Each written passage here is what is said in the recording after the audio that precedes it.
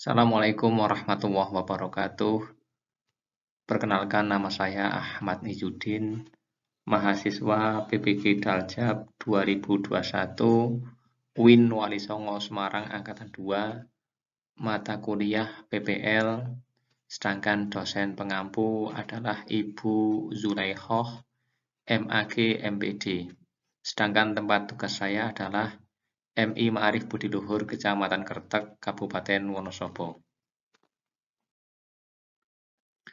Pada kesempatan kali ini, tema adalah wirausaha, tema 5, subtema kerja keras berbuah kesuksesan, subtema 1, muatan terpadu, bahasa Indonesia, dan ilmu pengetahuan alam atau IPA.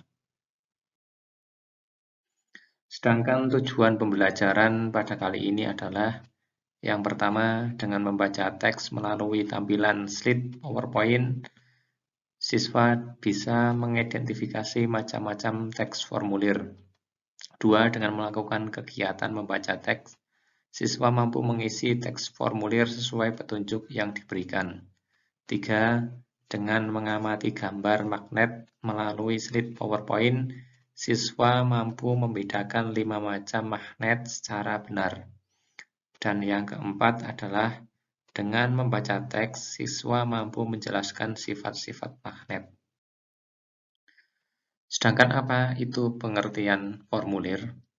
Formulir ketika mendaftar sekolah atau mendaftar sebagai peserta lomba, pasti teman-teman pernah mengisi formulir.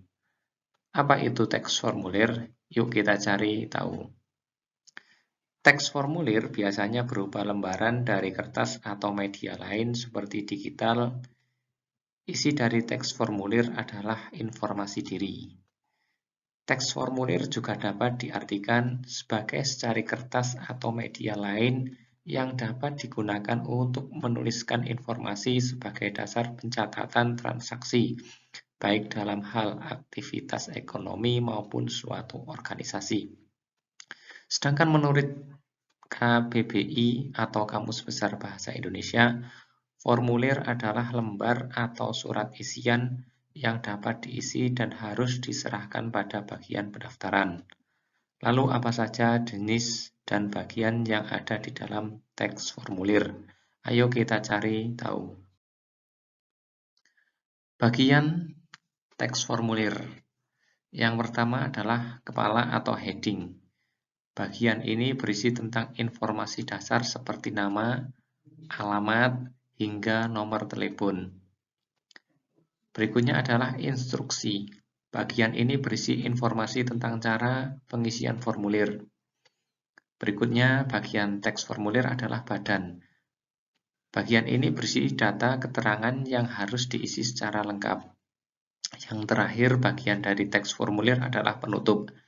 Bagian ini berisi tentang informasi, tempat, dan tanggal pengisian formulir dengan nama lengkap dan tanda tangan.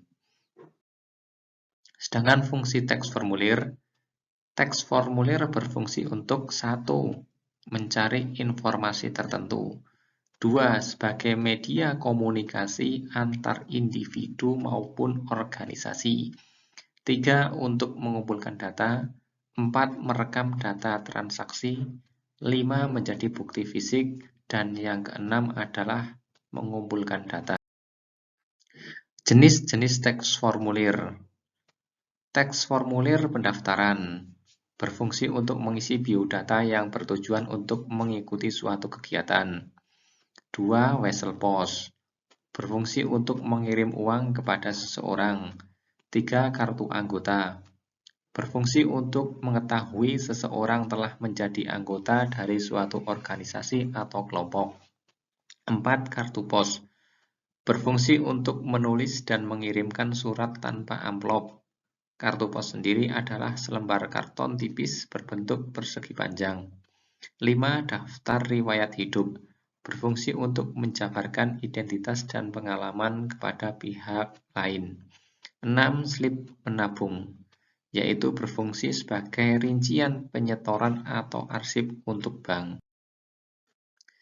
Ini merupakan contoh formulir. Yang pertama adalah formulir pendaftaran kegiatan ekstrakurikuler, ini warnanya biru. Berikutnya adalah contoh formulir surat pemberitahuan atau SPT pajak. Berikutnya ini adalah teks formulir pendaftaran sekolah. Nah, inilah adalah contoh dari beberapa bentuk formulir. Isilah formulir pendaftaran lomba cerdas cermat di bawah ini.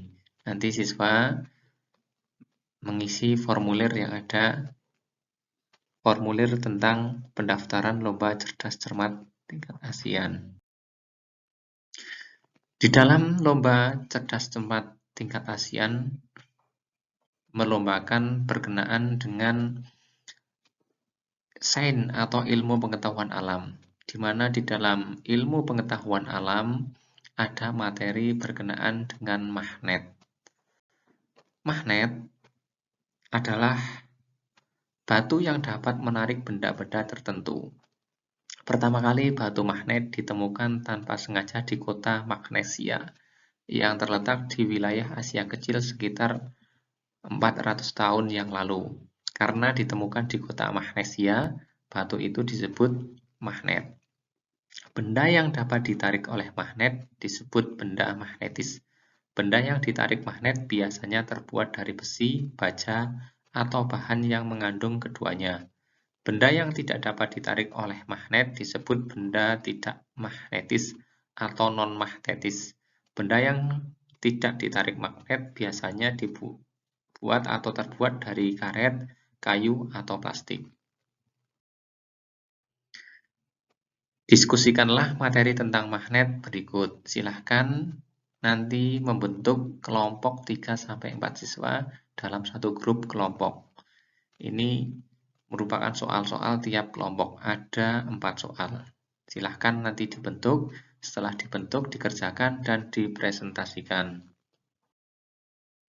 Sifat-sifat magnet. Magnet hanya menarik benda tertentu yang ada di sekitarnya.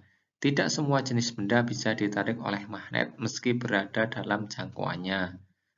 Berikutnya sifat magnet yang nomor 2, gaya magnet dapat menembus benda. Tentunya bendanya tipis ketika bendanya tebal ataupun panjang, otomatis tidak bisa menembusnya. Berikutnya adalah sifat magnet. Magnet mempunyai 2 kutub, yakni kutub utara dan kutub selatan. Apabila kutub magnet yang sejenis didekatkan satu sama lain, kedua kutub akan saling tolak-menolak. Sebaliknya, kutub yang berlainan akan saling tarik-menarik. Medan magnet akan membentuk gaya magnet. Medan magnet akan semakin rapat jika didekatkan dengan magnet, atau semakin kuat. Sifat kemagnetan dapat melemah atau hilang karena hal tertentu, seperti sering jatuh, terbakar, atau lainnya. Macam-macam magnet. Magnet alam adalah magnet yang ditemukan secara alami tanpa proses pembuatan. Magnet bumi termasuk magnet alam. Berikutnya adalah magnet buatan. Adalah magnet yang sengaja dibuat oleh manusia. Sedangkan magnet yang dibuat oleh manusia mempunyai bentuk bermacam-macam, yaitu yang pertama magnet batang. Bentuknya menyerupai batang atau balok atau kubus. Berikutnya magnet silinder. Magnet silinder menyerupai tabung panjang. Berikutnya adalah magnet jarum. Magnet jarum menyerupai jarum kompas dengan kedua ujung atau kutub magnet yang runcing. Berikutnya adalah magnet U atau magnet ladam, yaitu magnet yang berbentuk seperti tapal kuda atau serupa dengan huruf U. Berikutnya adalah magnet cincin. Magnet ini memiliki bentuk bulat menyerupai cincin. Dan yang terakhir adalah magnet keping. Magnet ini memiliki bentuk menyerupai kepingan logam. Nah, ini adalah macam-macam bentuk magnet. Ini magnet batang, magnet U atau magnet ladam, magnet silinder, magnet jarum, yang berbentuk jarum, magnet cincin, magnet keping, dan magnet ladam ini. Seperti tapal kuda. Kegunaan magnet dalam kehidupan sehari-hari. 1. Sebagai petunjuk arah atau kompas. 2. Pengangkut barang-barang logam, jarum, skrup, paku yang terjatuh. Biasanya kalau barang-barang kecil kesulitan, maka digunakan magnet untuk mencarinya. Berikutnya adalah besi tua dan barang rongsok. Ini adalah bisa digunakan sebagai pengangkut atau sebagai pencari barang, untuk melekatkan barang. Berikutnya adalah kegunaan magnet untuk membuat alat mainan. Yang keempat, kegunaan magnet adalah sebagai bel listrik. Berikutnya, kelima, kegunaan magnet dalam kehidupan sehari-hari sebagai dinamo sepeda.